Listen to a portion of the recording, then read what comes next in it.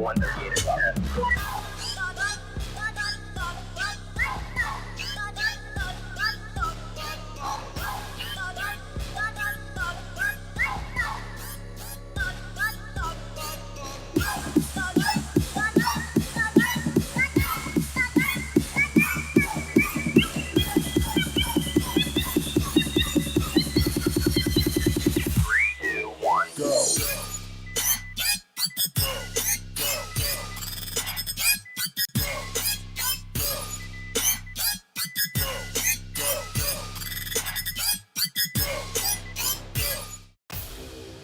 Broadcasting across Australia on Dare Media Group radio stations, this is the Sportcat Show, uncovering secret chapters, strange encounters, and the occasional technical mishap. That's right. There's always the occasional technical mishap. Hello, everybody, and welcome to the Sportcat Show, formerly known as the Paranormal Guyz. We're live on Dare Talk Radio and overnight in Pine Island, Florida on WZQR. And we want to thank Nashville for the weekend play on WRFN. Thank you, and I encourage everybody, if you have a question for the guest, we are live in the YouTubes. Come over and find us. And while you're here, give us a subscription, a thumbs up, an attaboy, something under the Sportcat shows.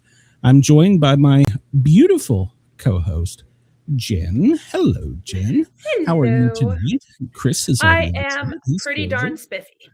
You are. You are. I am. There's no other way to be. Well, that's good. So we've got a guest tonight that you were really excited about because, well, you and him, well, as I used to say, you ain't from around here. I ain't from around there.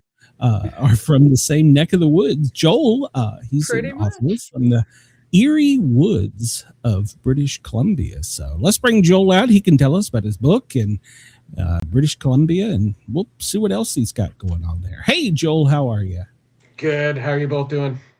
Doing great. Doing great. So Awesome. tell us a little bit about yourself.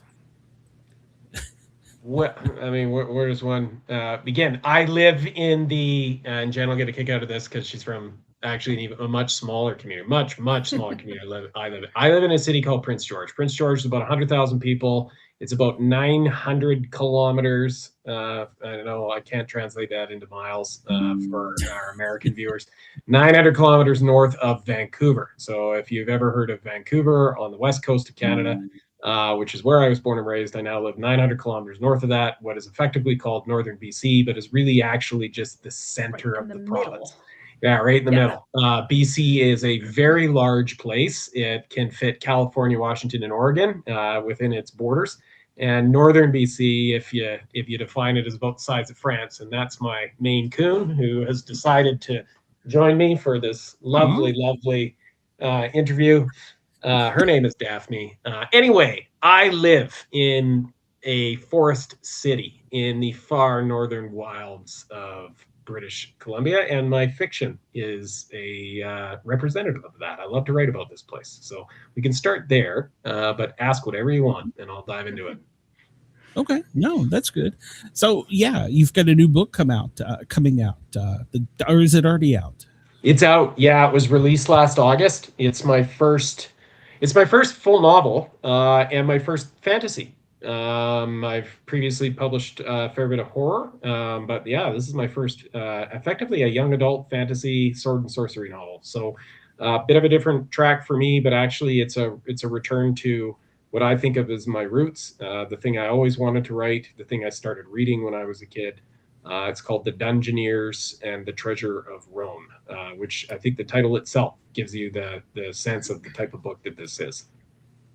I was just looking at the cover, so I was going to ask you what age group it was targeted towards. You said young adults? Yeah, and I think there's some nuance that needs to be explained there.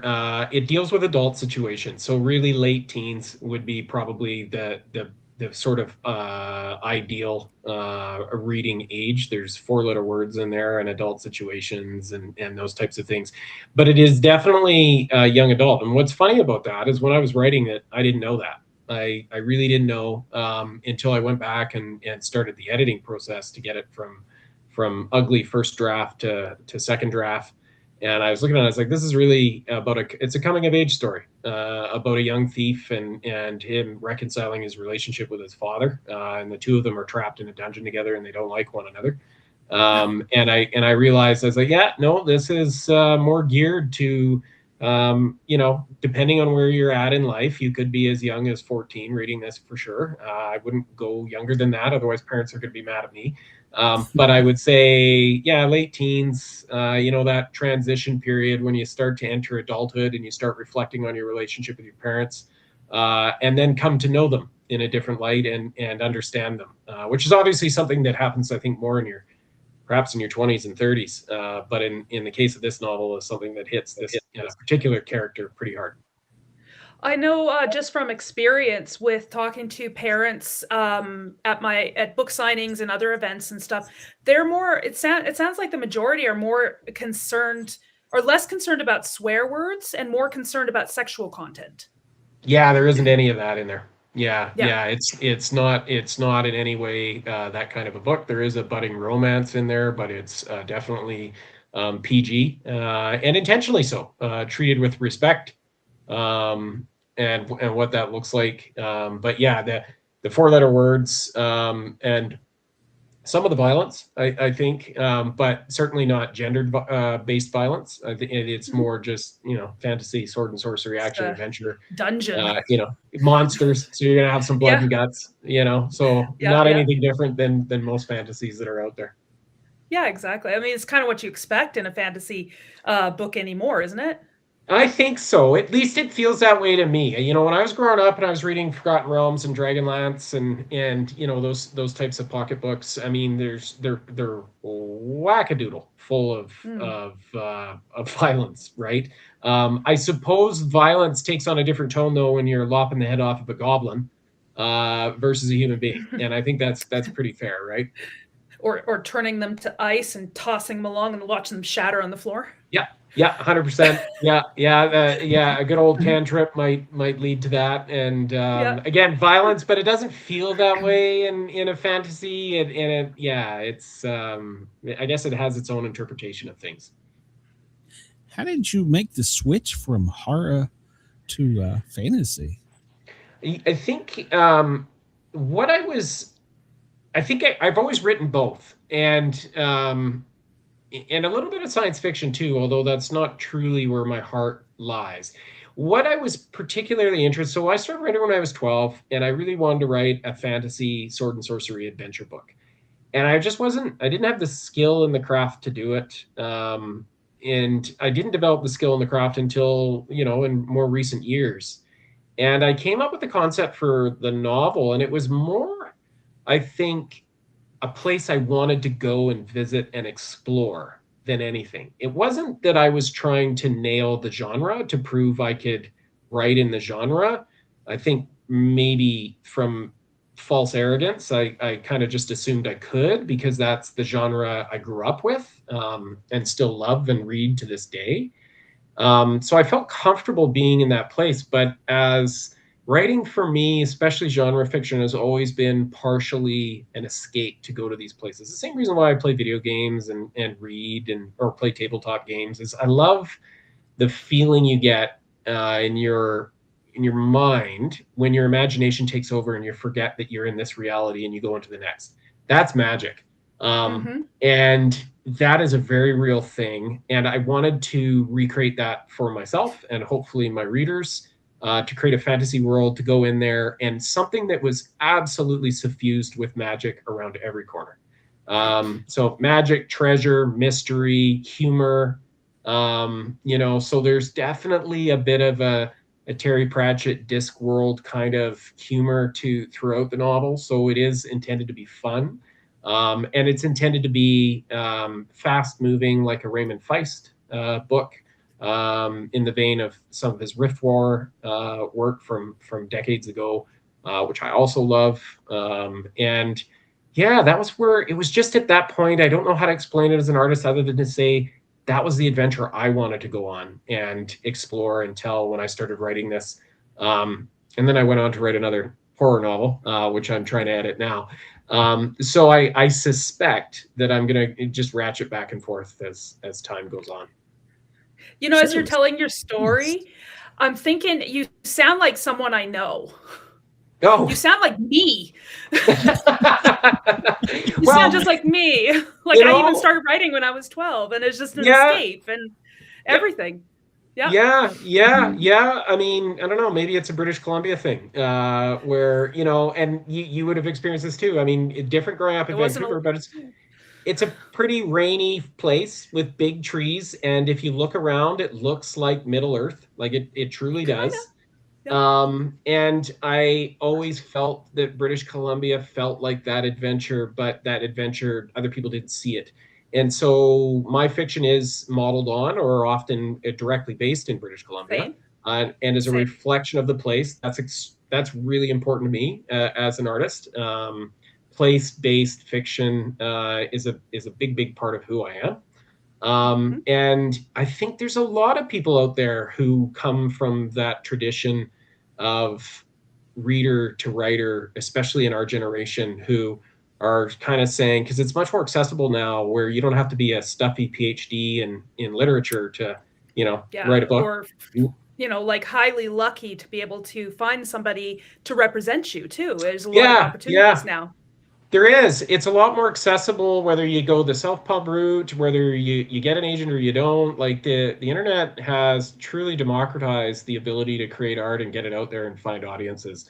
And it's so easy, and I pile on too to complain about the vagrancies of the internet and stuff that it has resulted in. And I think those things are all very true. We could talk about that, but we shouldn't forget what it has done for art. And the sheer volume of good art that is out there that's coming out from people who didn't previously have a voice and are finding it now. That's something to celebrate, I think. There's also a double-edged sword too, because there's a lot of, and maybe it's being weeded through now, but there was a lot of people that were self-publishing and they weren't going through the editing. They weren't going through proofreading. They were not producing something that was professionally professional level. So then it creates a stigma about independent authors. And so, yes, there's a lot of opportunity for those people who are really talented, who would otherwise never be able to share their voice. But then there's a lot of other things out there that are, giving a bad rap to that kind of I agree. It's funny you bring that up. I was talking to a professor of mine yesterday about this very issue, and we were talking about publishing paths and I mean, he's been published for many decades longer than me, but he said, I think the stigma is finally starting to erode on self-publishing. He felt that it's really changed. I'm later to it, or more recent to it. I would agree. I still feel the driving force to make sure that whatever I published is really clean. Best quality I can get, hire a good cover artist, hire an editor, make sure that formatting is like, I really do that because I'm cognizant of the stigma. And so when I self-publish, which isn't always, but when I do, I really want to put a good product out there that is going to stand the test of time. But as I was saying to somebody recently, with self-publishing, one of the things to keep in mind is when you're creating, the moment up to the end of the creation is the artist. The moment that you step down the road of self-publishing, you're now a business person.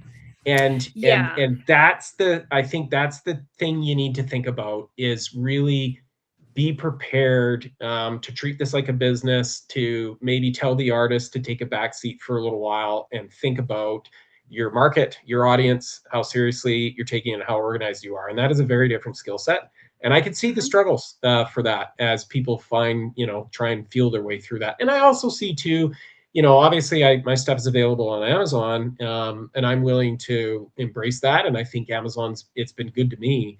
But I do see some of the criticisms that people come out of it being an all-encompassing, monolith machine too. And so, you see both sides of it, but everything in life is a trade-off. And you just got to decide what's right for you when you create, and try and connect and find the audience, which is something I'm still trying to do, right? Is slowly build my audience, hopefully one piece of acceptable fiction at a time. Yes. And I mean, whether you're traditionally published or indie published, you still have to tell the world you exist. You do. And that's the thing. Like, I mean, if you end up with one of the big five, hopefully they're going to invest some money in you, and you're going to be on that track, and it will go. But that's not guaranteed, especially if you're new. You might get some marketing behind your stuff, but you probably won't get much. You certainly don't have any control over it. You don't have any control over where it goes, how it appears. You might not earn out on whatever your advance is, and if you can't get there, then you're unlikely to be picked up again, or less likely. And then when you get into smaller presses, smaller indie presses, which I've worked with and I really enjoy, you also have to be careful there too, because they're not all treated equal. They're not all the same level of professionalism. And, the advance that you get paid is probably not going to be much, and there's not going to be a lot of marketing power behind it. And so if you put on that business person hat and you look at it and you're like, yeah, okay, so they bought my stuff, so that's great. That's number one. You should never pay to get published unless you're the one doing it yourself. You're investing in yourself. But also just compare, what is their marketing plan? Like, well, what are they, are they going to put you out on tour, on signings? Are they going to get you into bookstores? Well, how much are they going to get you in bookstores? What does an earn out look like? And what does the future look like? And what kind of rights do I retain to this over time? Sure, we didn't want to get into the business side of things tonight. It's part of it, though. The artistry. Right? Yeah, but exactly. It's a big part of it. It is, and I do think that there are gads of artists out there right now struggling through this very thing. Yes. And need to see that others are too, and that there is some advice out there, and some of it is excellent, and some of it ain't. But you gotta learn as you go to separate the wheat from the chaff. Mm-hmm. Absolutely. One thing I wanted to circle back to, you were talking about it was fast paced. Is it more fast paced in a horror? Because a horror is usually really fast paced, is it? Or is it more plot based? It depends. It's a good question. Fast paced, by what I mean is simple, direct language, shorter sentences, shorter chapter structure, more direct, third person, sort of limited omniscient. So I have 2 points of view in the Dungeoneers. And my goal in writing in that style, I'm proficient at it because I used to be a journalist. So I know what it means to write short, punchy sentences and move along. So that's helped me out. And that's what I like to read. But the goal always is just to get the reader to the next page. So really, I'm just trying to get you to the next page, but I'm also trying to give you enough breaks, whether that's scene breaks or shorter chapters, where you'll have the opportunity to set the book down. But you also know when you pick up the book that you don't have that sort of psychological weight of, oh my God, it's going to be an 80-page, chapter, and there's going to be entire pages that are a single paragraph. Now, to your question around horror, it depends on the horror. I have read some pretty intense horror that is slow, and that falls, I think, more into the category of the traditional Gothic. An example of that, one of my all-time favorite horror novels, but it's a slow burn, is Ghost Story by Peter Straub. It's a slow burn. It is not a fast-paced read. It is the nature of his writing style. And it builds into it. His other book, Floating Dragon, would be a good example of a very similar, slower burn, but excellent. But then if you were to compare against like his work with Stephen King in The Talisman or Black House or even Shadowland, now you're seeing a change in the style there, where shorter sentences, shorter chapters, so it's a little bit punchier. So when I say, that sort of moves quickly, I'm speaking more about the nature and structure of the language itself. To plot and character, I think those can be identical. You can have really in-depth or plot-driven or character-driven, or both coming together with the same emotional weight. But you can get at it you can get to those things through both more melodious or longer language or shorter language. So I don't think that those things are necessarily linked. I think they can be exclusive of one another, and you can still achieve the emotional weight of character development and plot while writing punchy or writing those more longer pieces. My opinion on that, for sure. I mean, the beauty about fiction is that there are rules to writing, but you can break the rules for stylistic choices as long as you're consistent. Yeah, well, yeah, consistence key. And I think there's a good piece of advice I heard years and years ago on this, which is, yeah, you can break any rule that you want, but maybe know the rules and practice the rules before you break the rules, right? Yeah. Because if you don't know the field of play, just like a sport, and you're in there just doing your own thing, wow, you are creating, you're making your life harder in honing your craft. It would be like trying to learn the piano without starting at the beginning and understanding the layout of the instrument itself and how it is structured. You need to learn within that, and then you can create your own, and you can break out of that, and you can try different things, right? Whereas if you just went to a piano and said, I'm just going to start hammering it, and eventually Just like fiddlies. Yeah, I think you can't do that. There's no question. I just think the pathway is more difficult, and you've got more chances of giving up on it. And so I always recommend with folks, like, if you're going to get into writing, I mean, just start writing in the beginning. Don't worry about the rules. Just start getting comfortable. Figure out if that's your thing. But if it is your thing and you like it, then yeah, go figure out the rules for the type of writing that you're particularly interested in, which may be fiction or it might be something else entirely. Figure those out and then break them, and have fun doing it. I had a question. It's based on an article actually that I'm writing, and what it says is, and I'm going to ask your opinion on this, is so every storyteller needs to be able to write, but not every writer can become a storyteller. It takes some a bit of instinct that you need, even if your writing is perfect and you don't break any of the rules and everything is great. If it's lacking that essence, then you're not a storyteller, and it's not something that can be taught. Is that? I think it can be taught, but I agree. I think you can know how to write without writing anything that is going to resonate with people. And I'll give you an example, right? So you could be a technical writer and you could write manuals for operating, I'll do this a throwback, a VCR, which probably anybody would need a technical manual these days to understand how to operate a VCR. Yeah, there you go. But you know what I mean? And you can learn how to be a technical writer, and you can write, and you can write a manual, and that might be effective, but it's not going to resonate. It's not going to last. Nobody's going to read manuals because, they leave them a lasting impression. But if you want to write something that is going to emotionally connect with your readers, that is going to make them feel things that they were not expecting, that is going to give a lasting impression, or to go back to what we were talking about earlier, which is to escape this reality at all, to truly capture them and pull them into your world, then I think you do need an understanding of structure. I think you need an understanding of character development and character arcs, and conflict. And those were things that I struggled with for years. I like you. I started writing when I was 12, and I could put sentences together, but I couldn't. I didn't figure out conflict. And in fact, what ended up happening was all my characters were always making good decisions, and that doesn't lead to conflict. And there's no story without conflict. And so when you start studying, and this is the part where I think you can learn it, when you start studying story structure, character development, but even things like the hero's journey, if you start to dive into mythology and those stories, those can be such useful structures. Or the 7-point story structure, or what William Kenauer talks about in short fiction around having a shattering moment in there.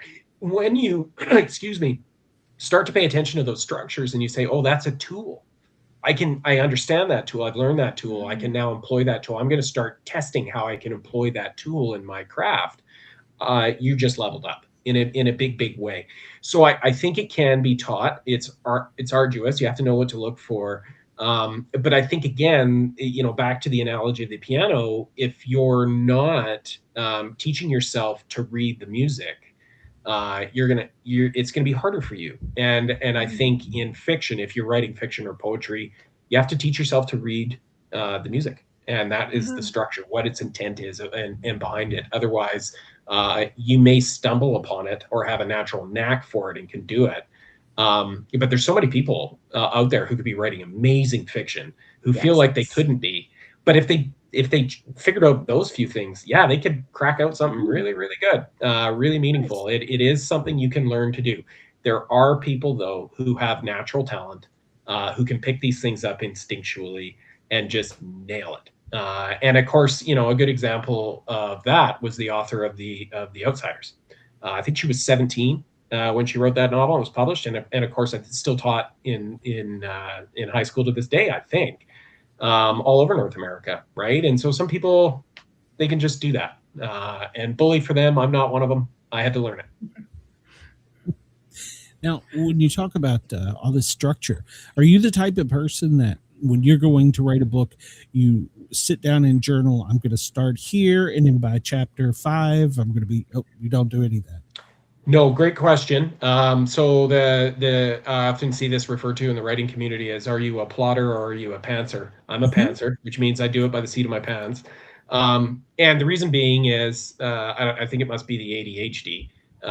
If I plot this thing out and like I write, like it's going to be 40 chapters and I write 1,000 words per chapter on what's going to happen in each chapter, by the time I get to the 40,000 words done, I've got a novel already that's in just a layout. I don't want to write this thing anymore. I'm not interested in it. I know what happens.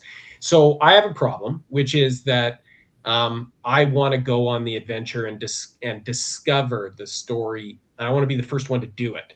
And so I'm a pantser. And so where I begin is usually with an image, an idea, and then I start to chase that down. Sometimes it's a sentence or two.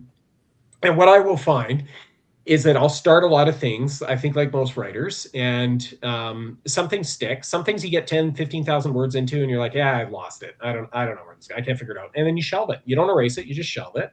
Maybe you come back to it later. And then other things like the Dungeoneers or my first novella, Wolf at the Door, it just clicks and you figure it out. What I will say though, Glenn, is that when I get to the last third, I plot it out.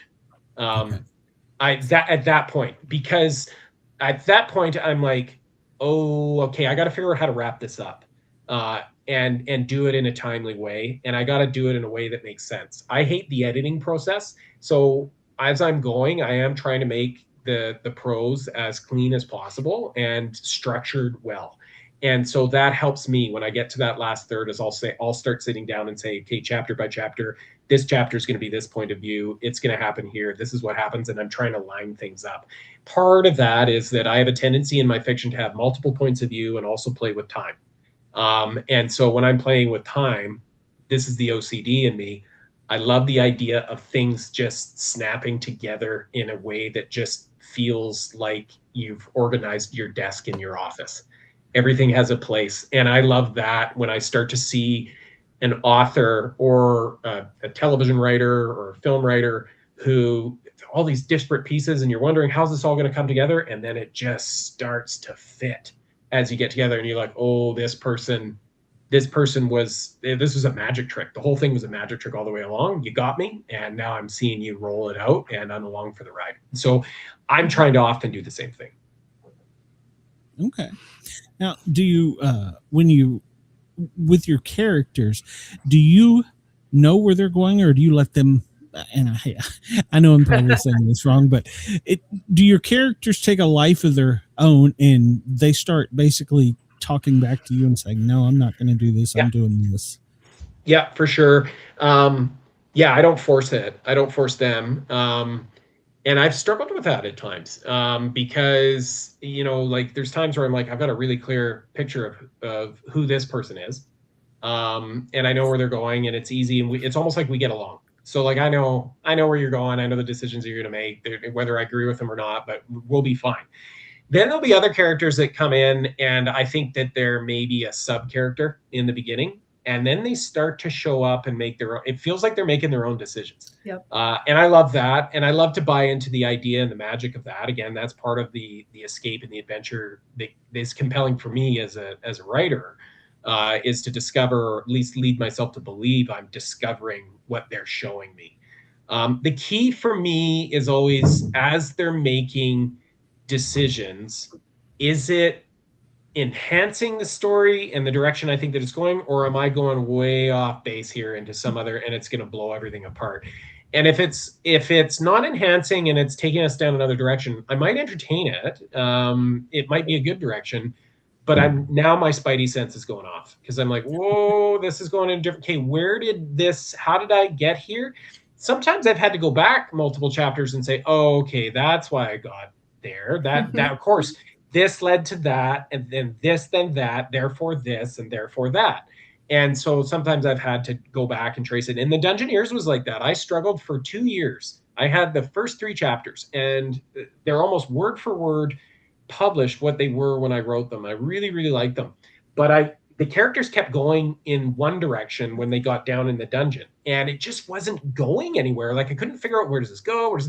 And I kid you not, I literally just turned them around and had them face the other direction and asked the question, what is in that direction? What compels them to go in that direction? What are they running to? What are they running from? And then the rest of the novel was history. And that was it. But it took me 2 years to learn that lesson. But sometimes it is that simple. But it was this retracing my steps constantly until I figured it out. But you weren't stuck for 2 years, though, were you? Yeah, I was. Yeah, really? It was weird. It's stuck in that story. So I'd written those 3 chapters, and then a few other chapters on top of it that just weren't really working. And so I set it aside for a while, and I went back to horror. And I wrote a bunch of short stories and wrote my novella and published it, and got short stories sold and out there. And then I came back to this other one, and I said, okay, I think I've kind of figured this out, that they need to go in the other direction. And from that point on, I wrote pretty much the whole thing in a month. Yes. And part of it was that it was November. So I was doing a NaNoWriMo and trying to get that 50,000 words out. I was challenging myself. So I did set a goal that forced some discipline. But I also had figured out, and my craft was better because I had set it aside and gone and worked in short stories for a while. And short stories, I have found, are hard as heck, really, really tough to write. But they teach you so much about story structure that writing at length you can often ignore. It's easy to put 50. I won't say it's easy, but it is easier to let a story get away from you 50, 70,000 words and feel like you're making progress and it's all adding up and it's all working. But there's a whole bunch of stuff in there that actually doesn't work and you don't know it. Whereas a short story, if you're trying to keep something to 5,000 words or less, you've got to be really judicious with your structure and think that through. And so when I am writing short fiction, back to your previous question, I structure. I get the idea, then I structure, because I know me. And I will insert a scene and do this, and then what was supposed to be 5,000 words is suddenly 10 or 15,000. Did you said you had a background in journalism? Yeah. So did that my help undergrad, you to write short stories? No, to be honest with you. So I started writing when I was 12. I always wanted to be a novelist, and then you get to late teens, you get out of high school, and you're like, I better get a job, and so I can pay the rent. And I decided that, I'd go into journalism because I love to write. I could get paid to write. And I got a degree. And the idea was that it would lead me towards a publishing career in fiction. It doesn't do that at all. At least it doesn't in Canada. It might be different in the States, especially for genre fiction. So anyway, I was in a different career, in a different place in my life by the time I got back to fiction. But I will say, journalism, it taught me to get comfortable with rejection and criticism, because that's an everyday thing. It got me really comfortable working with an editor. It taught me copy editing. It taught me how to get disciplined and pump out content, even when you're not terribly excited about it, and meet deadlines. And those things are skills that I think are definitely part of my success. That discipline around it, even when you're not feeling it, to just sit down and get a few sentences out, or a paragraph or a page or whatever, and commit yourself to it, even if it sucks, really, really was key for me sticking with writing fiction. But when I eventually did get back to it, I had to do courses myself. I had to do a lot of reading, studying, practicing to figure out structure of conflict and character development, story arcs, and those types of things. Really pay attention and do close reading of what I was reading for pleasure in my own time to see how stories were structured instead of just sort of reading to get away from it. And that eventually helped me actually write fiction. So there's some aspects of journalism, being a print journalist, that were definitely helpful, and some that did not at all lead in the direction that I originally hoped. But yeah, such is life. What about like the word economy? Because I'm sure as a journalist that you can't just, let the words fly, and it would help you for word economy when it comes to novellas. It does. Yeah, it certainly does. I mean, yeah, I used to have a job when I was in Vancouver where I would get into the newsroom at 7 o'clock in the morning, or sometimes a little bit earlier. The Toronto Stock Exchange at that point in time had already been open for a bit, and I was a business journalist, and we had to pump out 3 stories within an hour. And based on what was going on in the exchange or the market that day, which was your richest source of news, but it was really complex business stuff. Like, you had to understand how the market worked. So within an hour, you would get in and you'd comb through whatever releases were coming out on the market, maybe might have come out of government. You pick stuff that you think met your audience. You go into it, but you can't regurgitate a press release. So you have to actually understand the material, get an interview, hopefully 2, get those done and buried, or find some analysis that had already been released on it, and then package that up into 200 to 300 word stories, and then submit to the editor for publication by 8 a.m. And so that really taught me the thresher of writing in a newsroom. Covering courts was the same way. I covered BC Supreme Court for a while down on Robson Street, and you'd go down to the courthouse 3 times a week, and you would go through stacks that were 2 feet high of all the civil suits. You had to read every one of them and figure out which ones of them are newsworthy, that my readers might be interested on, who's suing who, record all the basics, and then you would pick one a week that was actually worth a story, and you'd chase it. And occasionally you'd come across something that was an even bigger one. But yeah, you always knew, and you'd say to your editor, you'd be like, hey, I want to do a story on this mining project or this forestry project or whatever's going on. That was my beat.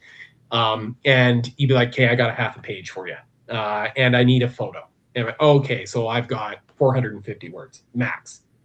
So I've got 450 words, and I've got 2 to 3 interviews, and to try and strike some balance in whatever this issue is, you got to get really tight, really, really tight.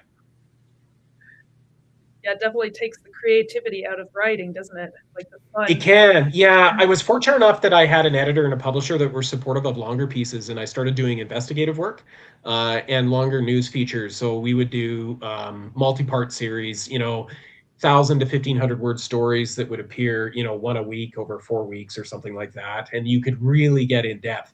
But the research always far outweighed what was actually ended up on the page. You'd months and months of research, evenings and weekends, what we used to call the Sprint Plus plan, because evenings and weekends were free. That's going back 20 years.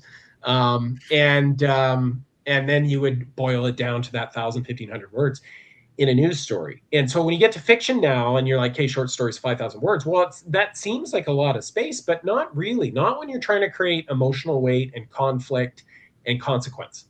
And it's really not much. And I've never tried my hand at flash fiction. I know some people are really, really good at it, but I look at that and I'm like, that's a whole other thing. I maybe one day I will try and learn that craft. I think it would be useful for longer fiction. But man, I haven't even tackled or wanted to tackle trying to figure that out yet. Is there a genre you've tried 2 now? Is there another genre you'd like to try in the near future, or maybe down the road? No. Every once in a while, believe it or not, every once in a while, I get an idea that I'd love to write a romance. I really would. And somebody told me once, maybe this is why I have the idea in my head, that, romance and horror are actually not that far apart. When you think about some of the what the emotional anchors are around fear and empathy, and obviously love. You need those things, I think, in both genres. They need to be present. Now, they're displayed and played differently, but they're very similar. But I was raised by my mom. I grew up on rom-coms, and so I am a romantic at heart. And so there's a part of me that maybe under a nom de plume at some point would like to try a Harlequin super romance structure and see where I could get. You know, the guest last week said the same thing. That, Oh, really? He would like to dip his toe into romance. So Yeah. it must be a thing. Well, it sells a lot. There's a You can figure lot it of out. romance out And, there, yeah. And I would have no problem at all if at some point in my life, despite all of my passion for horror and fantasy, if I tried my hand at it, I wrote something half decent, and I sold 1 million copies, and that's what I became known for. Joel McKay, the romance writer. I'd be like, yeah, okay, that's fine. I guess there you go. You're not All going to good. use a pen name for that. Yeah. I don't know. I guess we'll see if I ever get there, right? We'll just have to like rearrange your letters and see if there's an anagram out there. An anagram in there. Yeah. Yeah.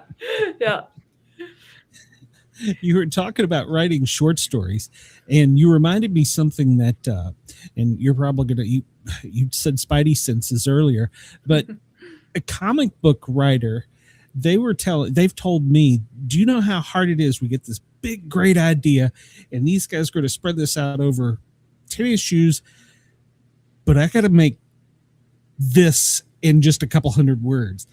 And I had never thought about it, but they were saying it's actually harder to do the short story than it is to do the long story. And I would have thought it would have been the opposite. And then with a comic book, you've got to say to your artist, I need you to draw him going pow and this guy hit the, so, Yeah, there's even more restriction there.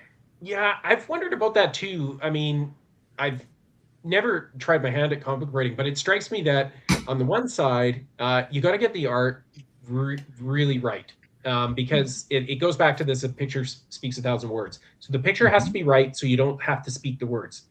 But then you need to figure out what words need to be spoken, and yeah, to your point, like it's not going to be many. Like it's going to be a couple dozen per box, right? That and then you've got to carry it along. And then if you think about an issue of a comic book, what are they, 30, 40 pages, maybe? So like, how do you then structure that so that you have, your beginning, your middle, your end with some type of a climax, an emotional transition, and then obviously a cliffhanger at the end in order to keep you, because they're serialized, to keep you writing the next one. That is an art form all on its own. Not something I've tried my hand at, but to your point, writing short fiction is I have found more difficult than long fiction, because there's not as much room for error, to be really plain about it. But I think it's really worthwhile to, if you want to write long fiction, learn to write short fiction. And I think that I think that if you do one, you'll end up writing novellas, or you'll see more of them, because you get, to your point around being really, cautious, economic with the number of words that you have, get really good at short fiction. You now can probably deliver a longer story that has the emotional effect of a novel in 120 pages. And there you are. You have a novella. Yes. And so, yeah, I think all these things are difficult. Not to say novels are easy. They are not. Really hard. But they have their own. Each thing has its own challenges, I think. Mm-hmm. I had somebody, I think it was this morning actually, that was comparing comic book writing, like, because there's a lot of books that are made into comics, to being similar to writing a script, because there's very little narrative. It's all dialogue. Most of it's dialogue, and you have to get down to like the most important scenes. Yeah, you would, wouldn't you? I have tried my hand at screenwriting. I've got a script I'm working on just for funsies right now. But it's I found I really enjoy it because I love writing dialogue. But what was interesting to me as I've gone through it is, what type of exposition do you put in each scene to translate? Now, again, a script strikes me as, not being a screenplayer, but it strikes me as, here is the roadmap to the filmmaker. So I have written this story. Here is your roadmap. You are the director. You now need to figure out how this is going to look, who you're going to hire to act it. Then the talent needs to figure out how they're going to interpret that language and bring life to it. That is a whole team effort in adapting to for screen. That fascinates me, is not my background, is something I would love to be exposed more to as I go along. But it is also, I think there's an element to that of the release of control. Whereas with a novel or a short story, that's all it's ever going to be. If somebody decides to adapt it, well, then they've got to write the screenplay, or they got to pay you to write the screenplay or the treatment or whatever it is. Whereas with the film itself and the screenplay, you got to let go, and somebody else has got to bring their artistic vision to it.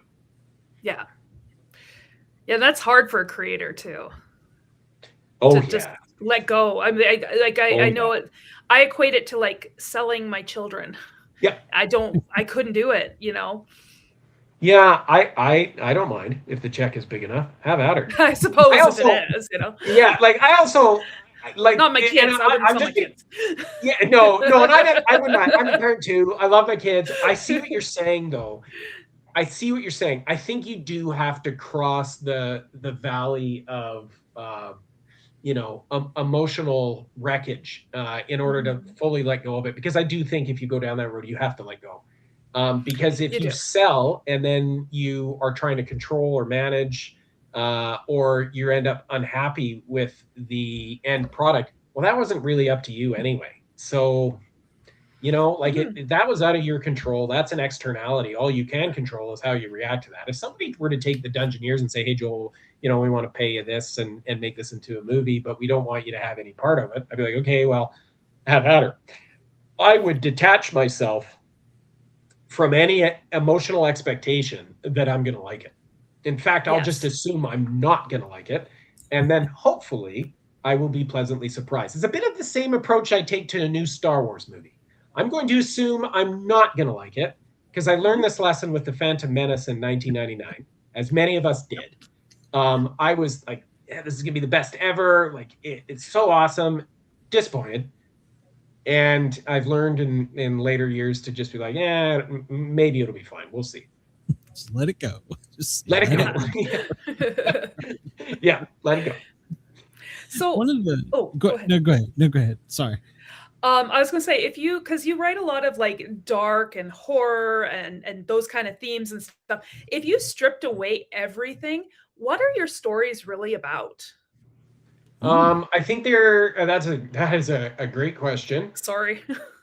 It is the answer is actually sort of top of mind because I'm just wrapping up my master's in literature, and my thesis is entirely about this. Earlier when I was talking about place-based fiction, I would say my stories are really two things, whether it's short fiction or long fiction. The first and foremost thing is I'm really trying to appeal to the reader and give them something they can enjoy.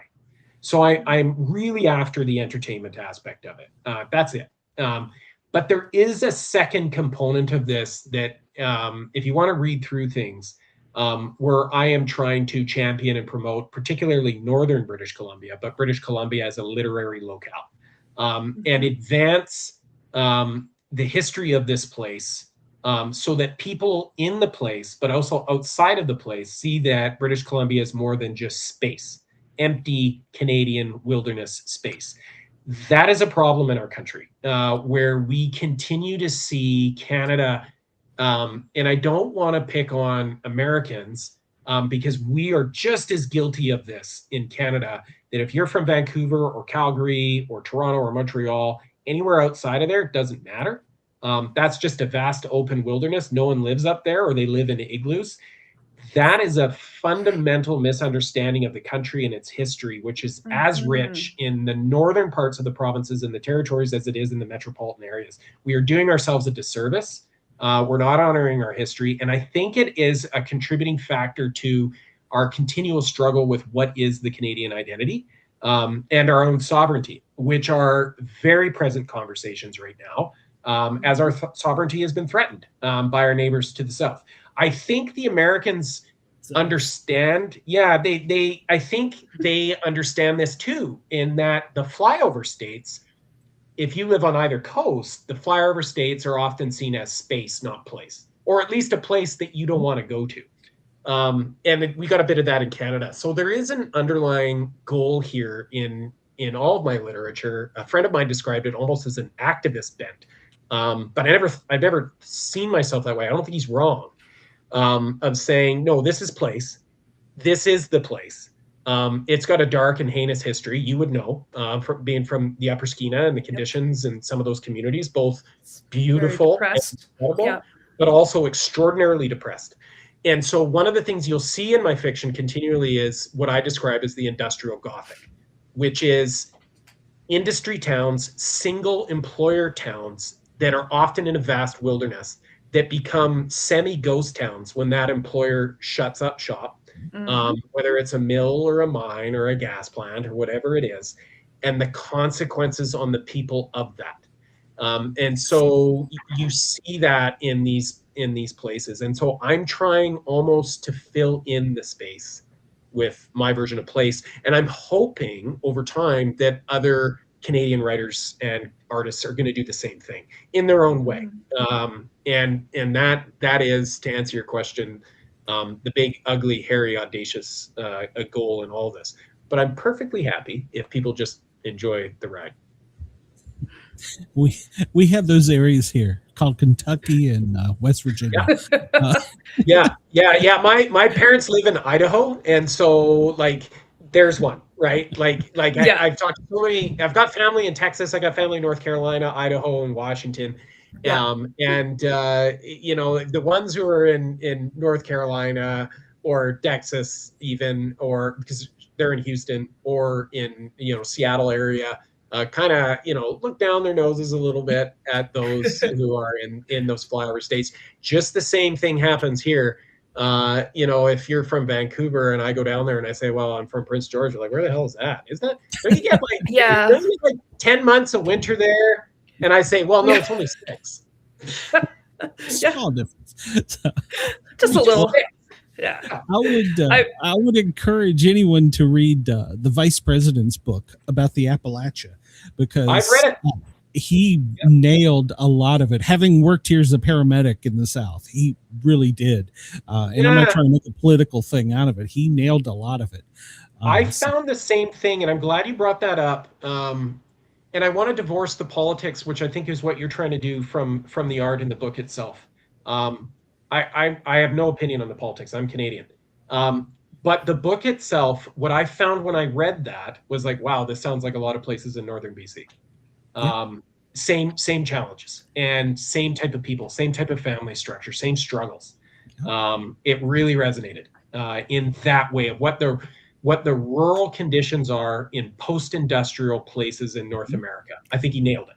And it underwrote his success, because those, and this is the political statement, the fact that those places have been forgotten about in Canada and the United States for the last 2 generations is why we're having the problems that we're having. And if you cannot reconcile the relationship between the metropolitan areas where there's development and wealth and growth, that is from the rural areas where we are being turned into islands of poverty that we can't escape because we can't afford. Even if we sold our houses, we wouldn't have enough to even put a down payment on a house in these big cities. If a government can't reconcile that problem, well, that's your division, right?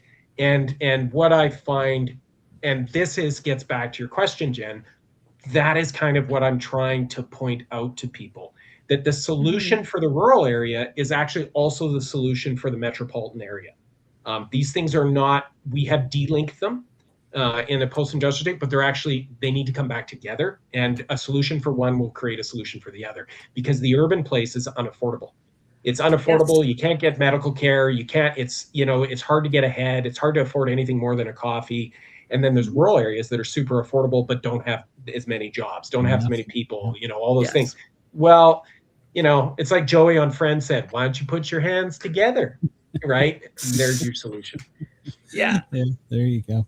All right. Well, we can't keep you all night. And I do have a question I'm dying to ask. We ask all of our guests, now, first off, do you believe in any ghosts, Bigfoot, anything like that? And if so, have you ever had any paranormal experiences? I am open to the supernatural. I have had, so about 11 years ago, I was in New Brunswick, which is just north of Maine. And it was a very long day. And I was with a group of people, and we stayed at this old mansion overnight, which had been turned into a hotel. And I was just toast. And middle of the night, I woke up to somebody walking through my room. And so I get up and I'm looking around, and there's no one there. And I check, and I'm kind of sort of spooked out about the whole thing. And I'm like, I guess I'm just overtired, jet lagged, whatever it is. Went back to bed. In the morning, I get up, I go down for breakfast, and some of the people I'm there with, one of the ladies was saying, and I knew nothing about this hotel before I got there, and I think you know where this is going. And one of the ladies, which is in a different room, she said she woke up in the middle of the night and she felt somebody sitting on her legs. And the waitress who was serving breakfast happened to overhear it. She said, "Oh yeah, that's so-and-so. He haunts that floor." And I was like, oh. Yeah. And to this day, like, there's a part of me, the logical side of me, that's like, I was just tired, and like I dreamt it, and it's not a thing. But I don't know. It was pretty odd. Okay. You never know. So, yeah. I think I will end with this thought. One last thought.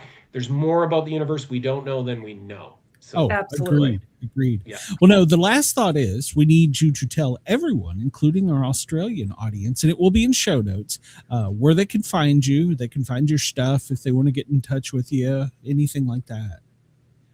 Well, two things. First, shout out to all of my American friends, one of the greatest countries on the planet. Love you, all of you. And I know it's a tough time, but the United States is fantastic, as is Canada. We will get through this. And also a shout out to my brothers and sisters from down under in Australia, which is really Canada, but with better temperatures, but more things that will kill you.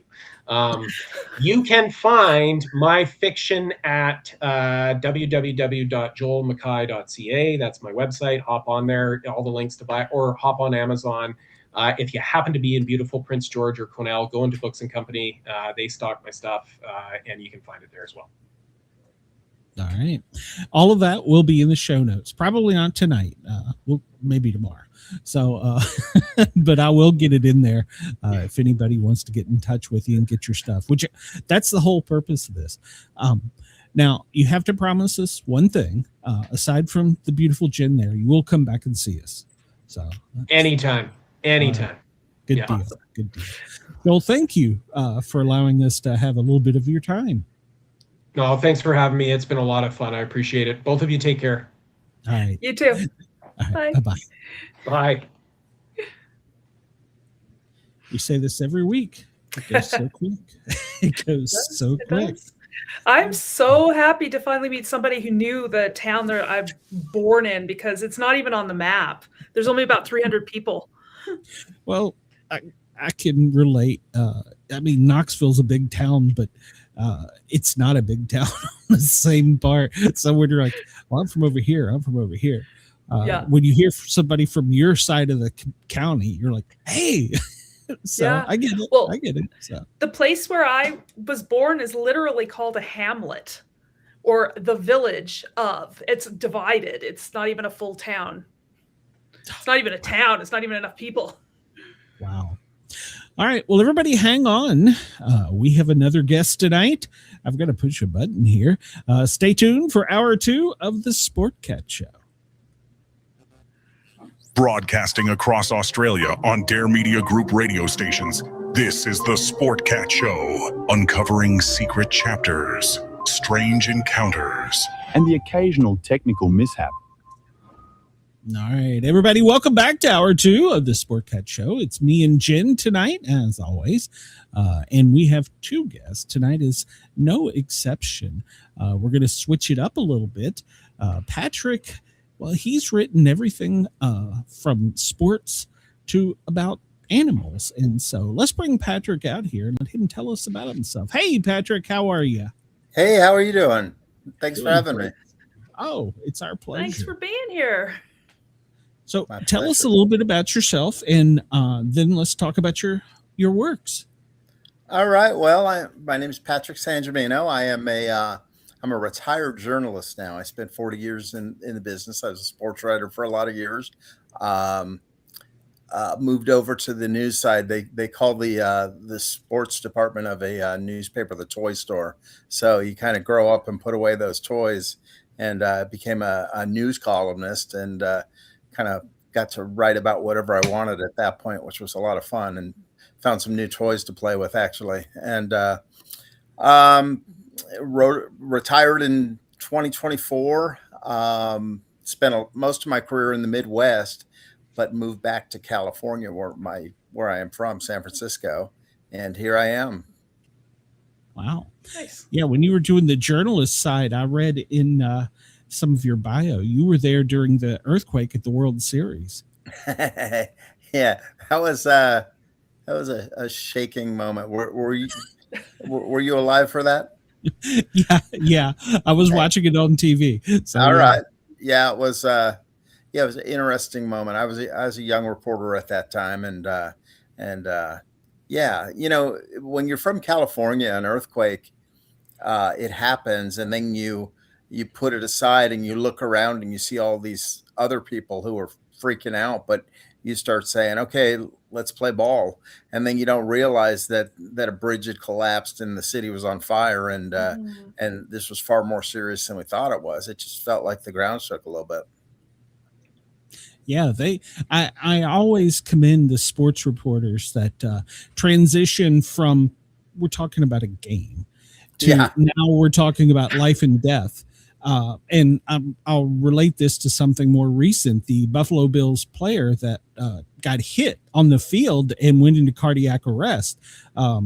Those guys with ESPN did an amazing job. I'm a paramedic. They did an amazing job telling I knew what was going on, but telling the world what was going on, what was happening, and trying to restore a little bit of calm, and then figure out, are we really going to play a game tonight? I've always football is such an interesting game in that regard. And I got to cover the NFL for 8 years, and I always wondered, I watched players get bigger, faster, stronger. And with the size and speed of these guys, the collisions are crazy. And and I've always wondered, is it just a matter of time before someone gets killed on the field? And some say we did see it that night and they just brought him back to life. So You're the paramedic, this far more than I do. Yeah. Oh yeah. He was dead. If it hadn't been for quick thinking staff and with technology now with AEDs, early access to CPR and AED saved his life. Yes. Plus he was in excellent peak physical health.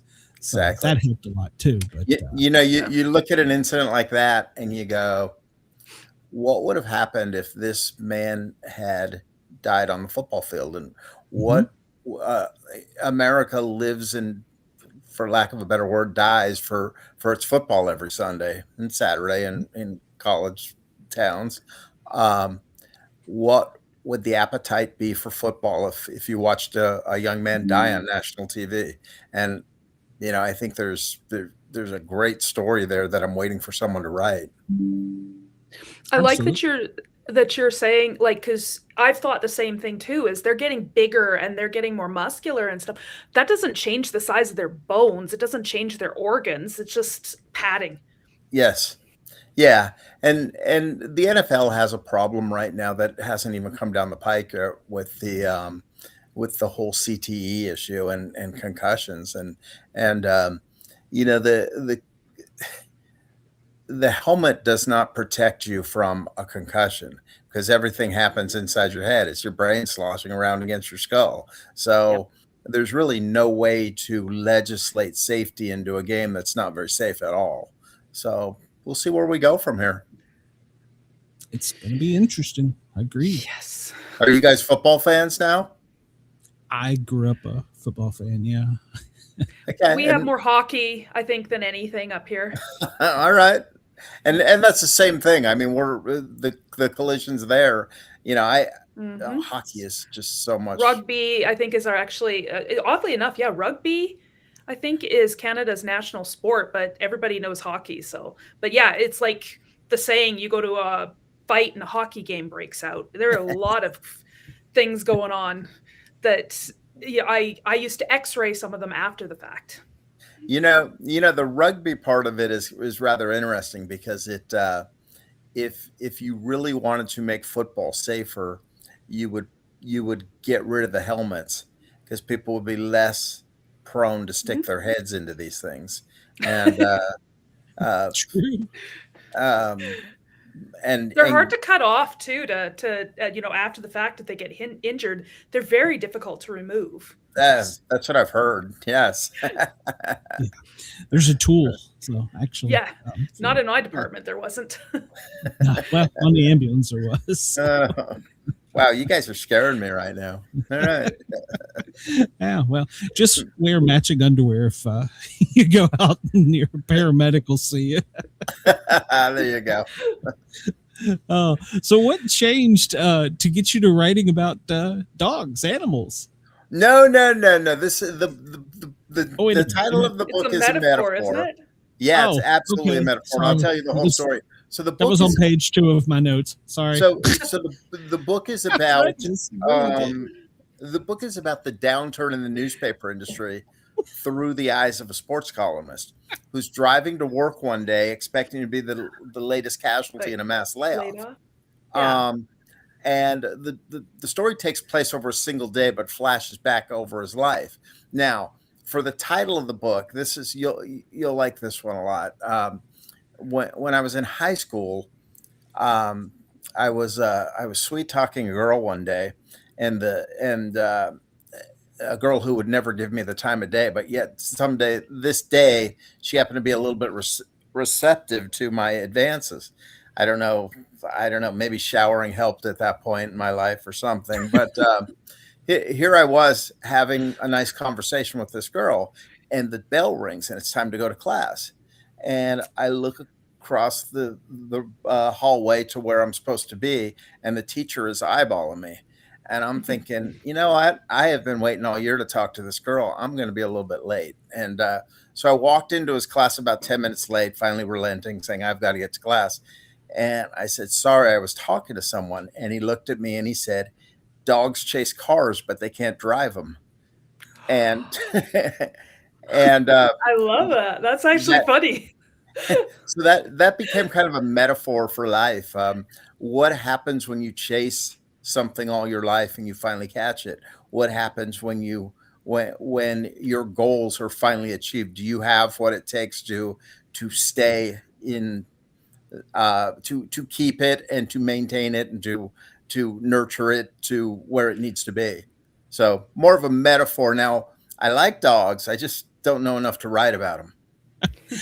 I swear to God, I did read this, but we did have an author that wrote about her dogs, and I think it's on the way. I apologize. No, don't let me off the hook. I screwed up. So, man, if that's the worst you do, we're going to be just fine. Yeah, as long as I can't. I love your analogy, and I can't help but think like. We used to have this little Shih Tzu little poodle mix. It was only about this big, and he come out of the car, and our neighbors had a cat, and he just rub, and he's running towards his cat, and his cat just stands there and looks at him. So he gets up to the cat, and then he's like, "Okay, now what?" Yeah. Just turns and walks away. I don't know that analogy kind of fits that image. So it's just like, what do you do when you catch it? Exactly. It's like, well, I caught it, but yeah, you catch up to the car. The dog ain't going to drive that thing. No, no. So go ahead, Jen. I'm sorry, I screwed up. I'll let you talk. You're more important than me. So I hardly. So, there was a time, and was this what spawned your idea for this story? Is kind of your a little bit of disillusionment with the journalism industry? I watched. First of all, have you tried to buy a newspaper lately? No, I tend to watch it on my phone. Exactly. That's how most people Yeah. are getting their news right now, and a newspaper is hard to come by, which is kind of sad for my generation because we grew up. I mean, I delivered papers when I was 10 years old, and I did too. Yeah. they showed up at your doorstep every day, and there was something magical about that. A Hmm. newspaper had a very preferred place in most households, or and gradually that started to change with the advent of the internet, Hmm. and I think owners of the newspaper owners, publishers, they were very arrogant about this great standing they had in society, where no matter what they did, the paper was always going to show up at the doorstep. And so the internet comes down the pike, and all of a sudden they say, rather than investing in this technology, they decided that, oh, this is a fad, it's going to go away. Big mistake, because the internet's not going away. We know that now. Yeah. Um, so along the line, they lost a whole lot of advertising along the way. Car ads, real estate ads, they all went by way of the internet because you could get them on there instantly and you could get better results, reach far more people. So all of a sudden you're losing money. So now you're going through these mass layoffs. And I watched the advent of the book came about as I watched. I was working in Kansas City, and our competing paper, the Kansas City Star, had a massive layoff, and I watched some really good friends um, who I competed with every day for stories lose their jobs, and it was just sad to me. I was like, wow, if that guy can lose a job, are any of us really safe? And what is the future of our business? Wrote down a few notes, and I put it away for about 7 years, and all of a sudden had an opportunity, found those notes, and I said, you know what, it's time to start writing this thing, and just just started writing, and lo and behold, it came together, and I had a first draft in about 9 weeks. Nice. Yeah, that's quick. Yeah. not bad. But you think in the newspaper business, you write something, you don't call it a first draft. It goes to the editor, and it gets read up 2 or 3 times by people, and it's about a 15-20 minute processing. You think you're done with, they might find a hole there or something. So I'm thinking I've written a first draft, and I'm going to get it. I hired an editor, and he looked through it, and Did I you get said, it okay, back with he's all the gonna, red ink? yeah, there wasn't a whole lot of red ink, but it was, all right, are you ready to start working now? He goes, I like what I've read, but are you ready to start working? The second draft is where the work begins. Hmm. Because now you have a foundation, and now it's a matter of reassembling it almost. He wanted chapters moved. He wanted um, parts that he really liked. He wanted those to be enhanced more. He wanted them to be written more fully. Um, and so, with all of that, when you start changing things around, you start talking about transitions and everything. And then you start wondering. I wrote it very chronologically to start with, and I came to realize when I got done, it jumped around from past to present, present to past, and you sit there and you go, wow, are people going to be able to follow this? And he promised me they would, and lo and behold, they did. But I'm sure it was very confusing to readers. The first few graphs where they're going, okay, we're figuring out the time frame we were in, present day to past. And it just took a while for them to get on. But once they did, they figured it out. How did it feel with us people, though, cutting your stuff up? I mean, that's your baby. You put your time and energy into it. How does that You make know, you I had a great editor, and I had a lot of respect for him because he's edited a couple of New York Times bestsellers. So I went in with a whole lot of respect and also a humbleness that I was in a completely new genre for me. Like I said, I was in the newspaper industry for 40 years. So now here I am in something completely different. Sure, the um, writing is writing, but um, I was a newbie when it came to writing a novel, and I was really reluctant to when I tracked him down. I said I wrote something, and I'm very reluctant to call it a novel because I don't think I'm worthy to call something a novel at this point. And he read it, and he said, "You wrote a novel, and you are an author." And I still am reluctant to use those phrases just because it seemed a little pretentious to me at the time. I know it's surreal, right? When you publish for the first time, and I know the feeling like it's almost like an adrenaline rush. Everything's all set up, and then you press enter, and it goes into the world. Yes, and but seeing it for the first time, holding it in my hand with my name on it, there Yep.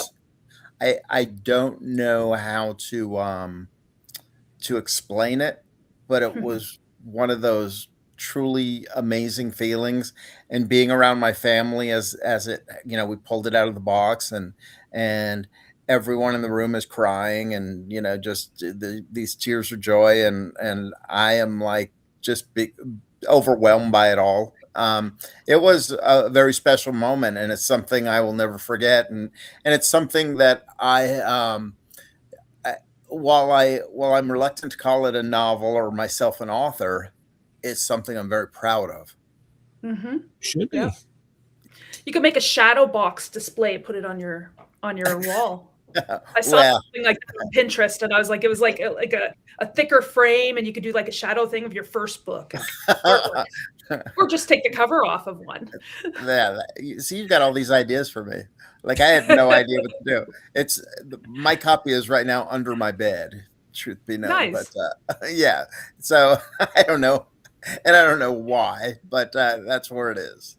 But my So, friends, oh, go ahead. I know a lot of people who've read it, and I've signed a bunch of copies, which is a really interesting. It Um, is the first time you do that. Yeah. yes, and you have no idea what to write. It. Remember in high school signing someone's yearbook and trying to come up with something pithy. You know, Yeah. you had to come up with something pithy for their book, and you had to let them know that you knew them somehow. So you had to make something up. So anyway, it was it's fun. It's This whole experience has been great, and I think I think it's a really interesting book. It's the sports stories are real. They're actual games I've covered over the years. The story of the newspaper itself is fictional, and the people I worked with are fictional. So it's kind of this hodgepodge of suspended reality in many ways, but it's also a story of relationships, and I think if when I talk to people in the industry who've read it, they said you wrote the quintessential book about the need for striking a balance between your home life and your work life, because it's a story about relationships and the ones that you often take for granted while you're off working and away from home, and not really realizing that there are people waiting for you at home, but you're so wrapped up in your work, and you're chasing the dog, chasing the car, as it were. That's how do you maintain it? So That's I think there's a lot of it could have just as easily been a guy working in a factory. It could have been a guy. It could have been a doctor. It could have been a. You pick the industry. I just happen to have some expertise in the newspaper industry, and I think a newsroom is a really cool place to find some characters and write about. Well, they say write what you know is I Yes, don't know who said that, but it sounds like you kind of wrote part of your life story. I did it, and I would say the character, the protagonist in the book is probably about 50% me. He did some things that I would never consider doing, but he's an interesting character, and I think he's likable, but he's a very flawed man. And I think his flaws come to light, and um, they make him more human in so many ways. And that was Mhm. kind of the fun part too, is developing characters and doing those sorts of things. When you you see a lot of times with reporters and athletes or politicians, and they know them. I mean, they have a relationship, and their Right. job is to tell their story. But Yes. when the lights are off, when the cameras aren't going, how is that relationship? Is it like, oh, Bob, how you doing? Or is it more cut and dry? You know what? I made it a point every now and then that every time I approached an athlete, someone I was doing a story with, I didn't have a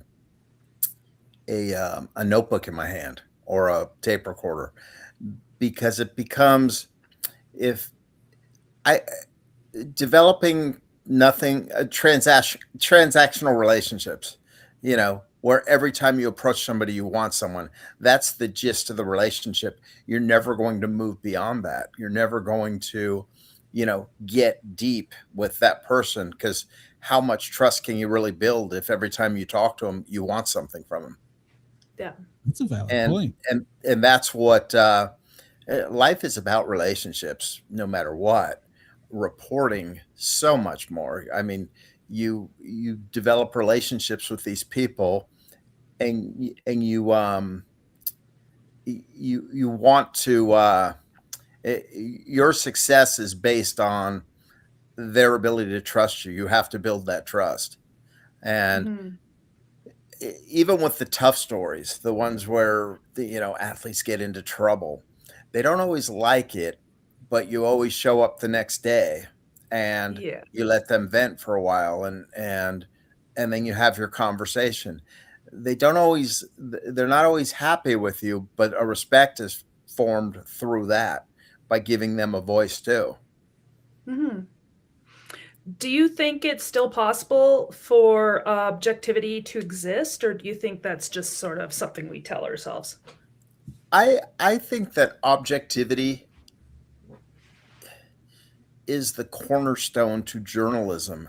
And sadly, I look at a lot of journalism right now, and it's in and it objectivity is become secondary to getting clicks, and making sure we mistake online likes and reposts as you did your job well, and you just happen to say something someone liked. At this point, doesn't mean you're accurate in any way, shape, or form. But good journalism is always objective. Yes, and that's hard to find. Um, and I've heard a lot of people say that, like, a lot of athletes or politicians will be like, "Oh, hey, how's the kids?" and stuff like that. So there is a relationship of some sort, um, Absolutely. and Yeah, that's good. the first time I realized this was when I had an I was a columnist, and I was covering the Kansas City Royals one year, and they had an athlete named Vince Coleman, who almost got thrown out of baseball for throwing a firework at a group of fans and injured a child. It was a bad move, and he admitted it. It was a horrible move, but he was a scourge of baseball for about 2 weeks, and almost lost his job forever. And I remember the first time I met him, I we talked about it, and he was very open with me, and he was very contrite about it, and we developed a little relationship. And he is the first athlete who ever asked me how my vacation was. I had gone back to California to see family and was away for a couple of weeks, and he didn't see me. And I said, I got back. He goes, "Where you been?" And I said, I was visiting family. He goes, "Tell me about it." And he sat down and he wanted to know everything I did. And at that point, it became like a relationship. And I'd be probably pushing it a little too far to say it was a friendship, but there was something between us. There was something that we liked each other. And he knew I had a job to do, and I knew he had a job to do. But we found this middle ground, which was very special to me. Maybe he just wanted to talk about somebody else instead of being the center of the attention. It just wanted to kind of know that there's a world existing beyond him. Absolutely. And athletes tend to they live in a very self-centered world in a lot of ways. They've been the stars of their stories for their entire lives. And I think when they start to get into a later in their careers and they realize that there are other people involved, I think they grow up too, and it's special to watch that transformation. Yes. Yeah, a lot of the young athletes have a group that stays with them constantly, and they can either crab, bring them down with them, or they can project them up. Yeah. And we've seen both in sports. And I did do some homework because I wanted to ask. I had all the sports questions lined up. I wanted to ask like the urinal scoop, and I wanted to ask about your favorite teams. I had all that too, but I was like, we're not going to talk about the Westminster Dog Show or anything. Well, I mean, if you want to, if you covered it. I've never been there. Okay, so let's talk sports. Okay. Well, tell us about the urinal scoop. That was one question I did have. That I was like, I want to know. Well, unless you can't tell too much. No, I can tell the story. So okay. So back in 1993, and keep in mind, I grew up in San Francisco, and Joe Montana is still probably he's on the Mount Rushmore of San Francisco athletes to come through, just beloved. And Joe, I moved to Kansas City in 1991. At this point, Joe was injured for a couple of years, misses the 91, 92 seasons, and 93 is coming around in the spring of 93. And Steve Young has supplanted him as the 49ers quarterback. Another Hall of Fame quarterback, did a great job. And the 49ers know they have to do something with Joe. So they start talking about trading him. And the Kansas City Chiefs, the team I'm covering, are very interested. So it's this rumor that's going around, but nobody knows anything about it. And I'm working at the stadium one day in April. And there's really nothing going on at the stadium that day. They had some off-season workouts, and I talked to a couple of players, and everyone looked at me wondering why I was there. And I'm just like, I'm just working in the press box, and go over the baseball game afterwards. And so I went to the bathroom down the hall, and I'm doing my business, and somebody walks in, urinal next to me. I look over, and it's Joe Montana. And I said, "Oh," and obviously I don't have a notebook in my hand because I'm doing something else. So I said, "Hey, do you know everyone in this town is looking for you?" And he goes, "Looks like you found me." And I said, and I was kind of starstruck at that moment because this is a guy who when I was in college, he was, he had thrown the big the catch against the Dallas Cowboys. Yep. And so all of a sudden my journalistic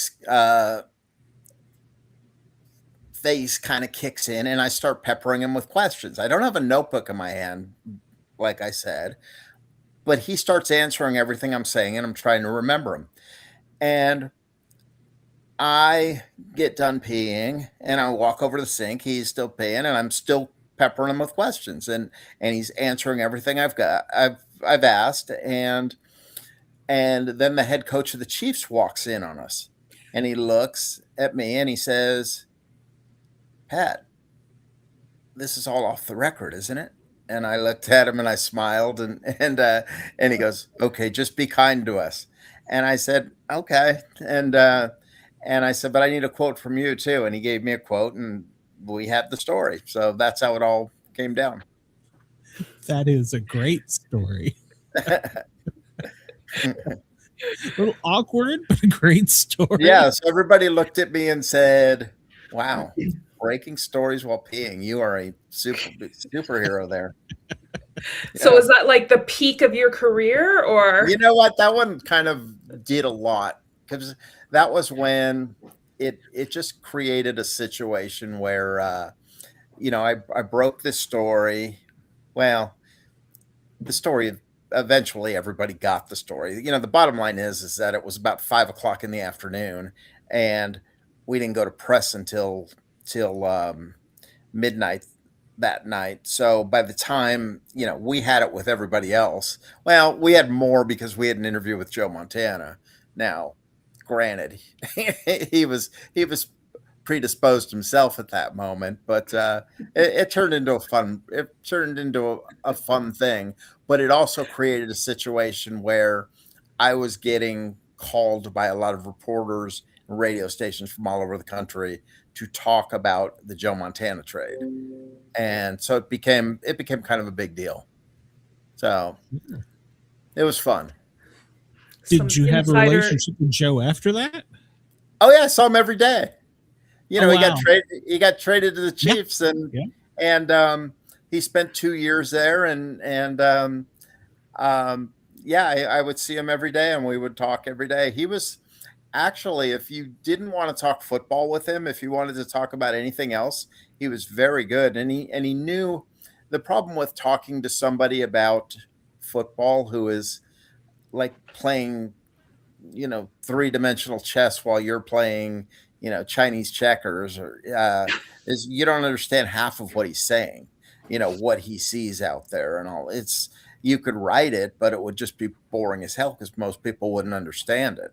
And so if you're writing that sort of story with him, it's almost a waste of time, because you're doing it more out of pretentiousness than anything. Your readership can't understand what's going on, and that's the bottom line. Is if your readers don't understand what you're writing, it's like using a big word. Why use a word they don't understand? Why have Joe Montana break down what he sees on the football field when most people have no idea? So have you thought about writing a story about some of your other adventures? Yeah, I've had a few. I mean, I actually wrote. So the second book that I'm writing is actually, it's a everybody wanted to know what became of my protagonist in this story. So I came up with one more book for him, and it's what happens. What is your second chapter in life, and what do you do to stay relevant when the thing that you did and you were very good at is suddenly taken away from you? And it becomes, what is your motivation for getting up each day? And I think it's something everybody faces in life. Mm-hmm. Eventually, yeah. Yeah. We all right now. Yeah, you go through retirement and you say, okay, today's Wednesday. What am I going to do today? And how am I going to stay relevant? How am I going to make people? How am I going to stay out there? I think Ernest Hemingway said, every man dies twice in their lives, when they actually die and the last time someone utters your name. And how do you make it so you become unforgettable, where people are always talking about you? I heard, I think it was George Bernard Shaw that said, if you want to be remembered after you're gone, you either do something worth writing about or write something worth reading. That's a great line. Mm-hmm. So which one did you choose? Well, I'm a writer. All right. All so right. I can't do, I guess. I'm just going to write about it. There you go. No, I'm just an old firefighter, paramedic. I'll be forgotten. So no, you're writing too. You'll finish. No, your book. you know what's going to happen is that life you saved will never be forgotten. Mm-hmm. You know, those lives. No. Yeah, you're the real hero. So no. Which the way you continue your legacy in this field is you teach someone everything you know, and then have them teach their students everything they know. And true story, my aunt was in hospice a few months ago, last summer, and the paramedics took her back before the doctor and stuff. And one of the kids looks at me and goes, "You look familiar." And I'm like, "Yeah, well, I used to work in Knoxville before I moved to Georgia." And he goes, "Did you train my mom?" And I'm like, "Who are you?" And ironically, I had, and he remembered me from coming up to the ambulance station as a kid. Like, that's pretty good. I need a beer. I'm more impressed with the fact that they let someone from Tennessee into Georgia. Well, I had to weasel my way in. I know. I could see where they'd give you a day pass, maybe, but it wasn't there. Well, they were desperate for paramedics, so that explains it. Then, yeah, you brought with you a superpower, so good exactly. For you. Exactly. Yeah. And I never told them I was a volunteer fan. I was like, "Go Dogs." There you go. It's college football, Jen. Sorry. It's okay. I'm just like, oh, it's over my head, but that's okay. I'm just trying to follow along. I do have a question though. Did you get that date with the girl? Oh, you know, it's been bugging me. I'm like, I want to know. I know we got off topic, but about your book, but I want to know. That's a great question. I don't think I ever asked, and I don't know that I had the game to ask her at that point. I think my teacher was exactly right, you know, in what he said. And high school's like a kid on a bike with training wheels. You know, you have no idea what you're doing. I mean, you take those wheels off and you're going to trip over right away. You know, it just doesn't happen. So I don't think I got the date. But I don't know that I asked either. And you know that question where they say, what would you tell your 18-year-old self, you know, as a 60-year-old man? And the question, or the thing I always say is, ask her out, because you don't realize that she was just as scared as you were at that moment. Mm-hmm. Yeah, it's hard to think beyond yourself when you're a teenager. Yeah. Yeah, she had all the same insecurities as you did, and you just don't realize it at the moment. See, one of my first dates was sorry, off topic, but one of my first dates is high school. Walking down the hall, there was this guy I really liked. He was on the wrestling team. He was a big fella, and I walked a little too close behind him as he's putting his arm through his jacket, and he punched me in the face, and then ended up taking me for coffee. Wow, that's a good story. Yeah. Was it an apology coffee, or was there something romantic there? No, I think it was an apology coffee. Okay. But I thought I counted it as a date. There you go. Now there was no second date though. Well, I would ask, did you even like coffee at that point, or if he would have just recommended anything, you would have said, you know, anything. Yeah. Maybe not anything, but yeah, no, it's just like we could have gone for like poutine.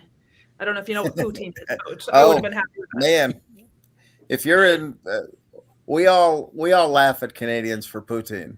You do. Yep. Don't Yeah. knock it till you try it.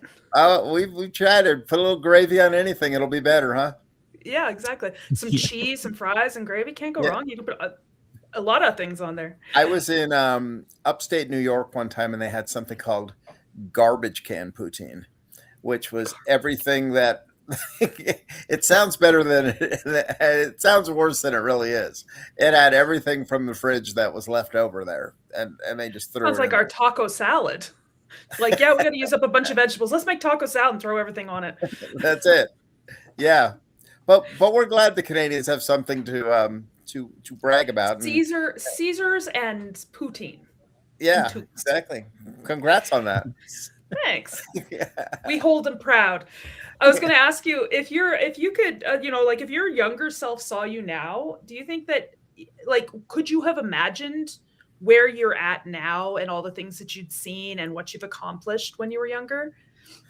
I don't know that I've accomplished all that much, but I did get to live my dream, which is great because I knew when I was very young what I wanted to do. I don't know if you remember the book or the TV show The Odd Couple. You look way too young to.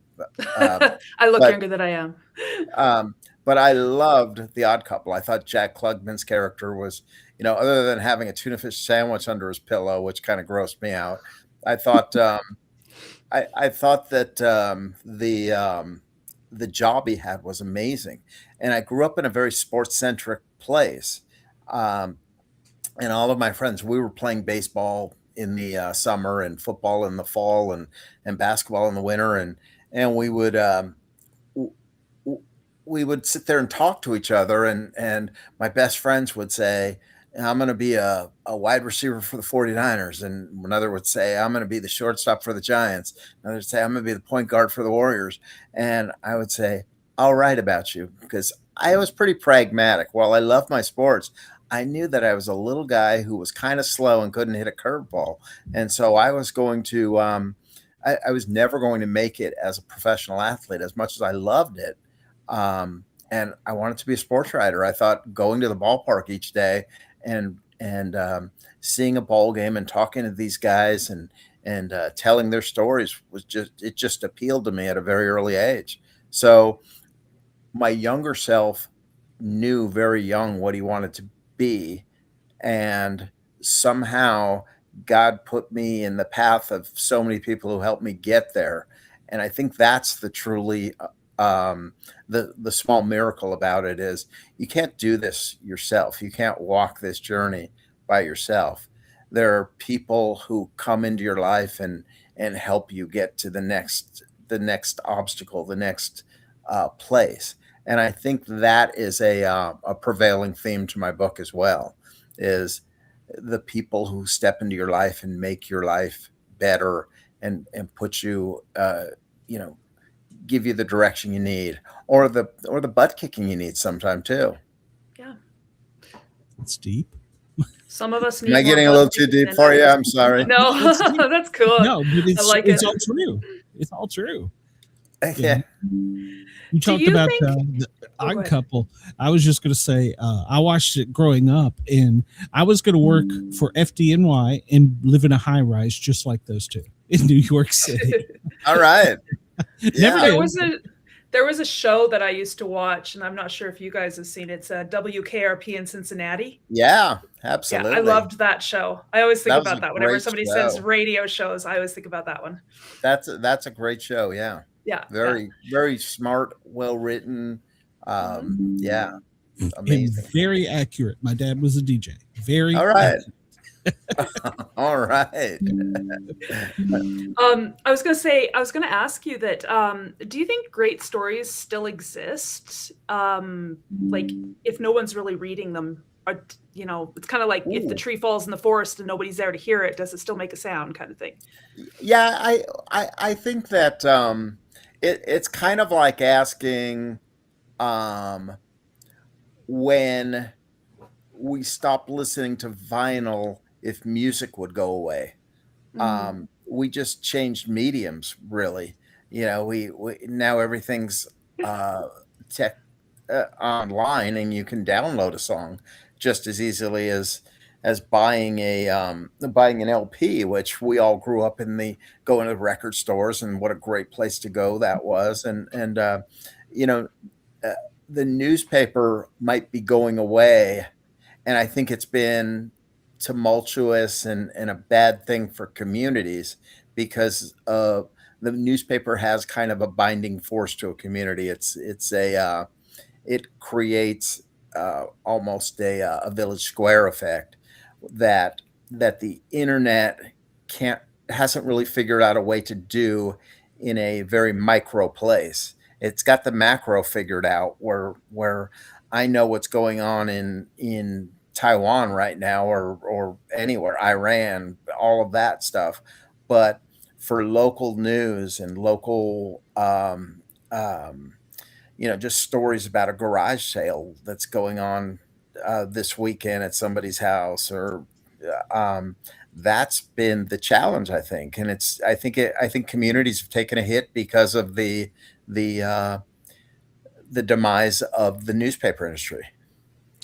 Well, you might be happy to know that our town that I live in now, we do get a newspaper just for local events mostly. Nice. So it So still exists. how often do they print? I think it's every weekday. Nice. Almost every weekday, because it seems to show up. I never ordered it. It just shows up on our front porch, and I'm like, okay. And I read through it, and it's all That's local stuff. That's awesome.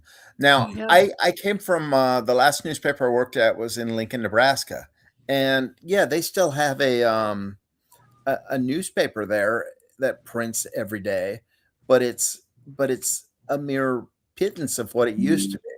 And I think that's the problem is we get stuck in the in the just the throes of what it used to be like when a newsroom was just thriving, and there were 50 reporters, and now there's 5 reporters.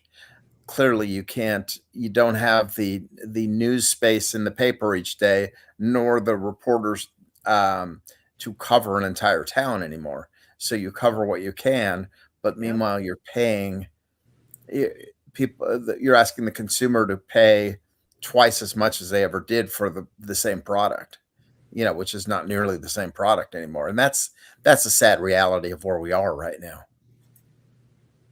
Yeah. Well, I mean, when ebooks came out, they thought that, there was some fear that they would take over and we no longer have print books. But I think there's still enough people out there that like to hold books, that like to collect books.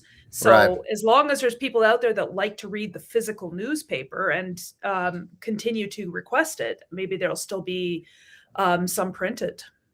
Yeah, I think there are going to be some there. You'll see some towns like New Orleans is a great example of this. I want to say they go online 5 days a week and come out with a weekend paper, and it's created a situation where the weekend paper has become very popular. And people tend to have more time to sit down and read a paper on a Sunday morning. And it's almost a little slice of Americana as well, or Canadian Cana, whatever you guys call it up there. I don't know if we call it anything. Yeah. When I was a kid, the Sunday Washington Post, reading about the Redskins. That was, excuse me, I just offended Absolutely. somebody. The Commanders. I just remember the comics. Calvin and Hobbes was one of my Absolutely. favorite.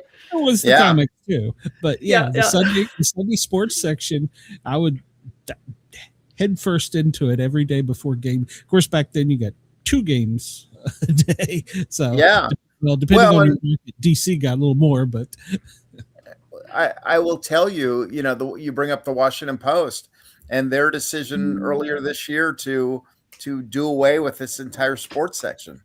yes. I mean, what in the world is that? Some of the best sports writers I was brought up with came from the Washington Post, and it was a beautiful sports section. It was well read, and it was appealing to look at, and it was thick, and you could find anything you wanted in there. And then they said, you know what? We're going to do away with sports. We're not going to cut down our sports section. We're going to get rid of it altogether. And when asked why, the executive editor said something like, we can't be all things to all people, but you used to be. Yeah. Yes. Yeah. Washington Post growing up, that was the paper. I mean, yeah. That was. I think we got the Washington or something similar to that up here. Maybe it was the Times. I'm not sure. But yeah, I remember hearing about it too. I think the Washington Post was delivered worldwide. I don't know if it was the same one we got. Absolutely, it was. Was it? Yeah. Okay. Yep. I always wondered about that, how that worked, because, I mean, gosh, they're somewhere else. I mean, when you're a kid, especially, you're thinking, Canada. That's another planet, Isn't it? When you're a kid, when you can't drive, and yeah. That's interesting. I did not know that it was absolutely the same. So, technology, they should still have something. I agree, but yeah. And then there was if you ever lived there, that they would have a sports magazine like once a month or something for the Washington Post, and that was like heaven. So,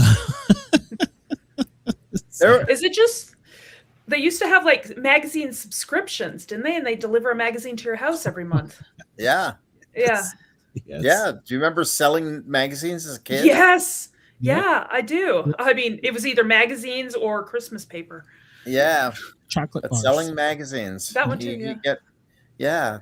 They, I think about this often when we were kids. All of the youth organizations we belonged to, be it Boy Scouts or Little League Baseball and the Cub Scouts and all of those things, they were in it to get us to hawk items for them, because all we did was sold things. It seemed like that was half the job, was selling things. I remember selling light bulbs one year.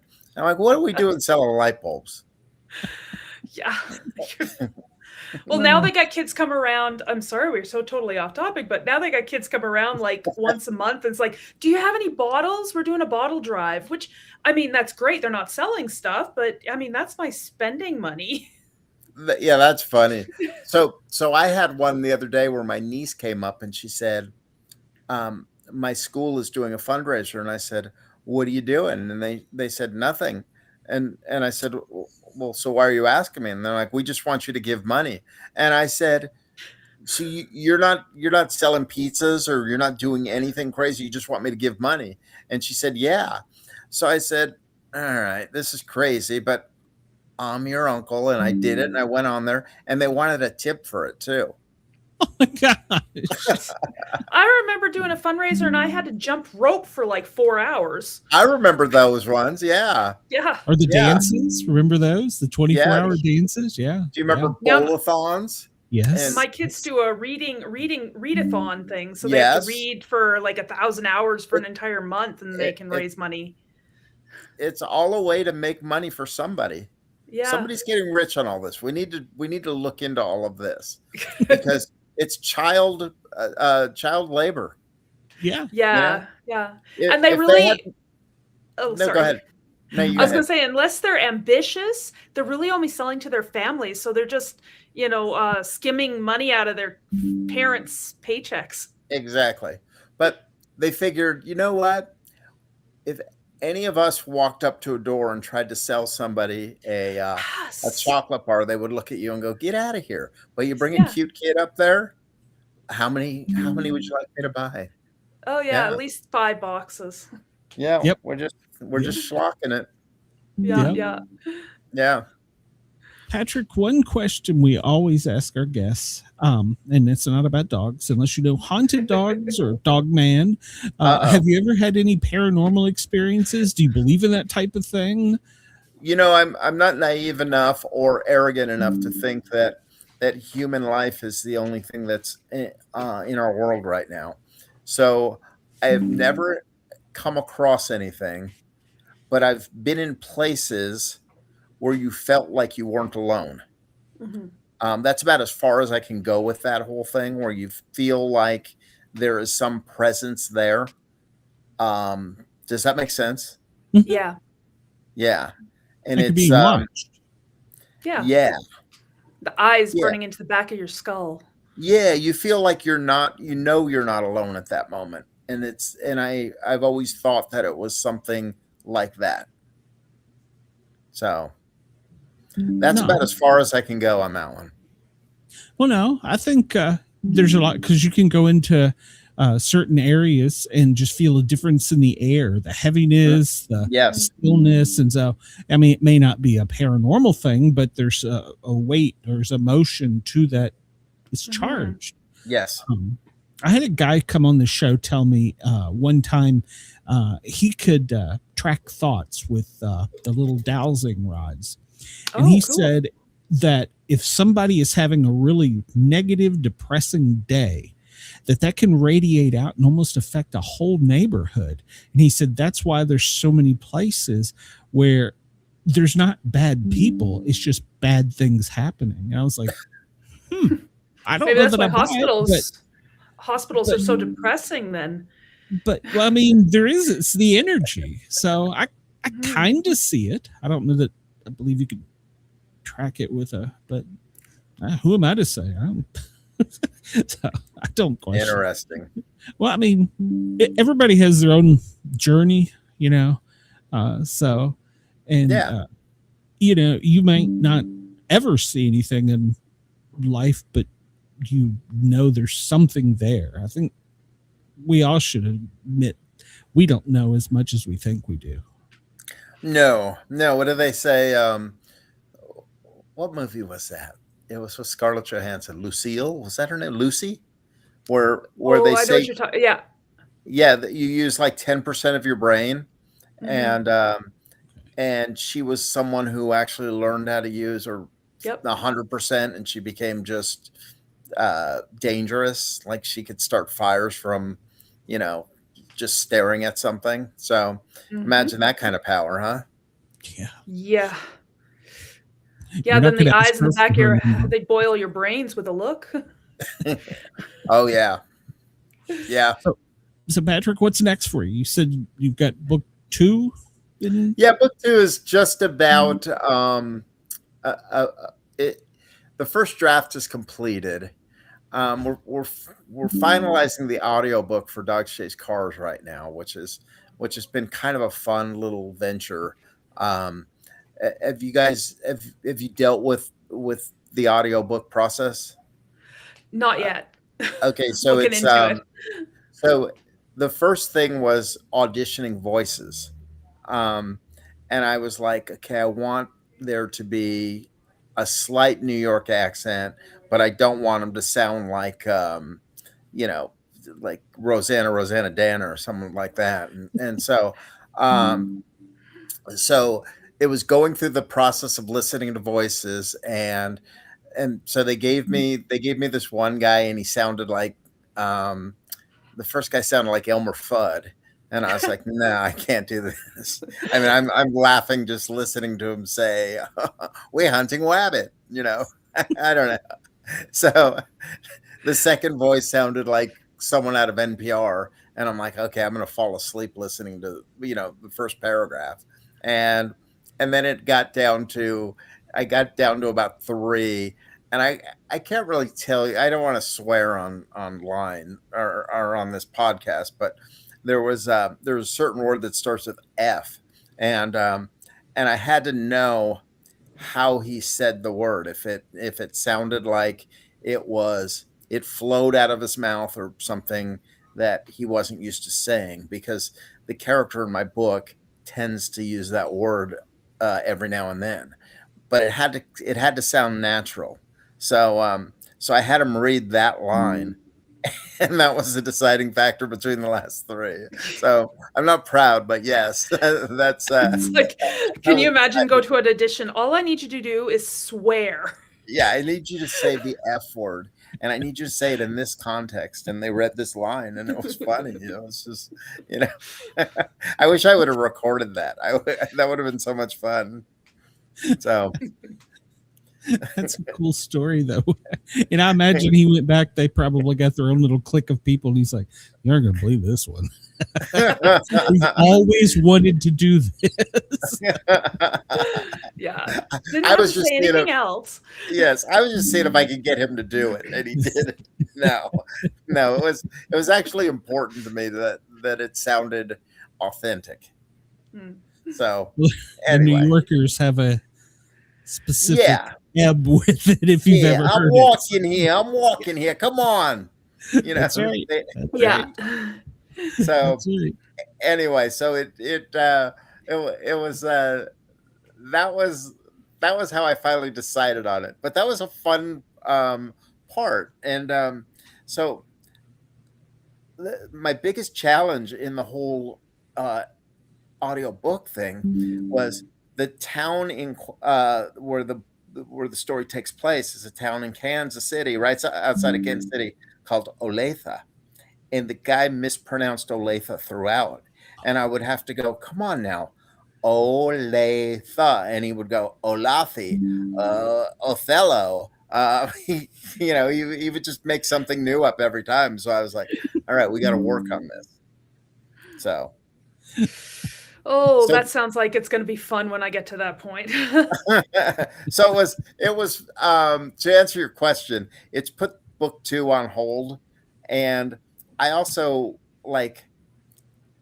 I think book 1 flowed so freely and so it came out of me in a way that just seemed natural. And I read it sometimes and I go, I don't remember writing this, but I'm so glad I did. And it's when you get into that groove of writing. And the second book, I never felt that that pronounced about it, where I was like, it flowed freely. It was more of a labor. So I don't know how good it really is. So, and the last thing I want to do is publish something that's not very good. So, yeah. Sounds like you got a good editor who will tell you if it needs some work. I do. I do have a great editor, and he will, but then again, do I really want him to tell me this is shit? This is really bad. Did you write Hey, the if first that's one? the worst they can say, then you can always improve it from there. Yes, but what if he says, "Are you sure you wrote the first one too?" And I just I want to see where it goes. I want to close the chapter on the first one before I move on to the second one. So, does that make sense? Oh yeah. Yeah. Well, you are now an accomplished author.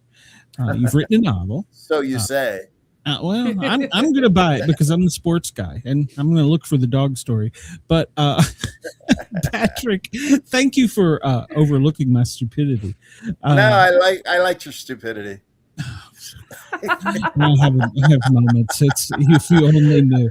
Oh, don't worry, Jana's going to write you. You like that double-edged compliment? I was going to say, that's a compliment veil. That's like a passive-aggressive insult veiled in a half compliment. I deserve where I come from, that is a sign of love right there. That's my love language. I deserve it. So, thank you for your time. Oh, before you go, we are live in Australia, and we'll be overnight in Florida. I probably won't make it to press there tonight, but we'll be overnight tomorrow in Florida, and then in Nashville, Tennessee on Saturday.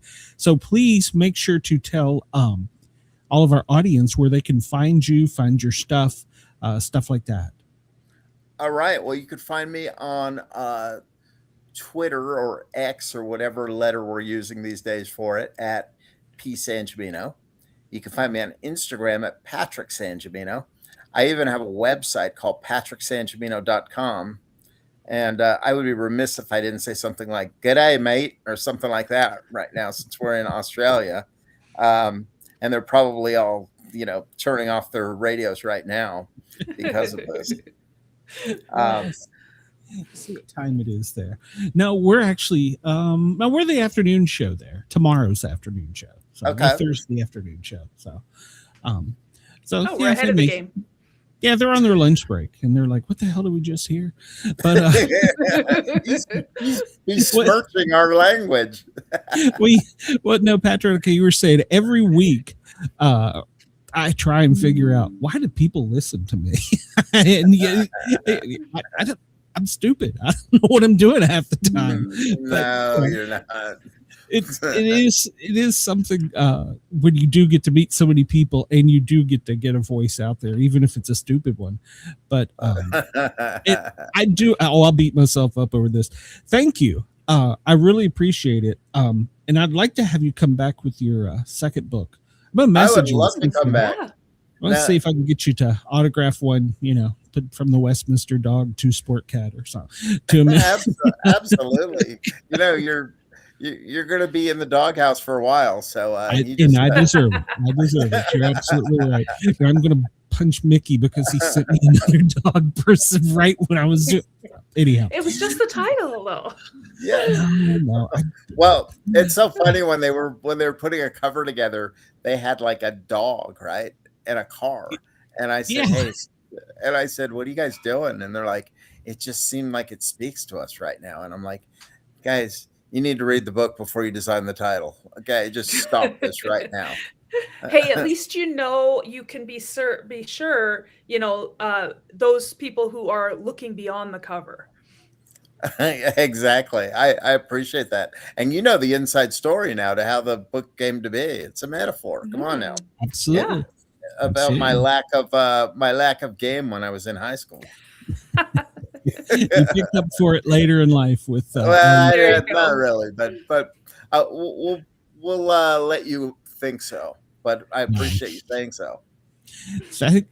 Thank you so much for coming on, Patrick. I really appreciate it. I've enjoyed it. I've enjoyed both of you. Thank you so much. It's been great. All right. Have a great evening. Thank you. You too. Take care. All right. Bye. I did the cover art. I did everything. That's okay. It's okay. I don't know about you. I think it's later for you than it is for me. Well, you know what all I've got going on. So, so next week, let's see, what do we got going on? We get another show next week, and maybe it's about dogs. Hell, I don't know. At this point, I don't know what the hell it's about. What am I doing a show about? Let's see. I don't know. I just show up and smile and look pretty. Yeah, and you do that well. Do we not have any guest book next week? Oh, we gotta have a guest book next week. And apparently I can't I don't know how to use a computer either. So we have Catherine Asti. I think I'm probably pronouncing that wrong. She writes about stuff from the Smoky Mountains, and Brad Anderson, he writes novels. So we'll is that Jackie Askew? Maybe. Yeah. No, she because no. The name is familiar. Fire marshal. No, she was the fire marshal. Yeah, that's right. Yeah. No, yeah, she was a fire marshal. But yes. But so we'll be back next week. And Brenda is, by any chance, if anybody's still listening that wondered about Brenda, she is alive. They haven't found any internal organs yet, so they're still looking. So we didn't have a Daily Gazette today because she had to go for they had to do a brain scanner and then didn't find a brain or something. I don't know. So we didn't have a show, but hopefully we will tomorrow. She might be listening to you. Well, she is. She's listening. She's threatening me. But so we'll be back definitely for sure next week. Next Wednesday we have a show. Jen will be with me, and I've heard rumor that Queen Harley may come back. It's a rumor. We'll see. So let's hope so. I hope so. So we'll both be back at least, and of course I will be on the Thin Line Rock Station tomorrow from noon till 2 playing records. Jen, tell everybody where they can find you and your stuff. And before I forget it, all of this is in the show notes. If you're listening and you were like, wait a minute, I don't know where I want to get in touch with these people, especially the dumb crazy one, just go to the Sportcat shows on YouTube and it'll be in the show notes. Probably not tonight, but at least by tomorrow. And if you want to check out my series or follow me along at Facebook or Instagram, you can find everything on my website at jmshawauthor.com. My first book is just relaunched. My second one just got its new cover, and we're working on the third. The fourth one is already done. It's got its cover too. I did things out of order just because that's the way it worked out. It happens. Well, thank you for joining us. And thank you to everybody in Australia and WZQR and WRFN for allowing us into your homes and your ears. We will see you soon. And let's push a button and get the heck out of here. If I can figure out how. There we go. Don't even add up or you're bored. It's okay. Hey, at least you've got something to do on that end. I'm clicking a pen. You do it very well. So, see, that's the hook. I need to get the radio listeners to come see my beautiful co-host Jim.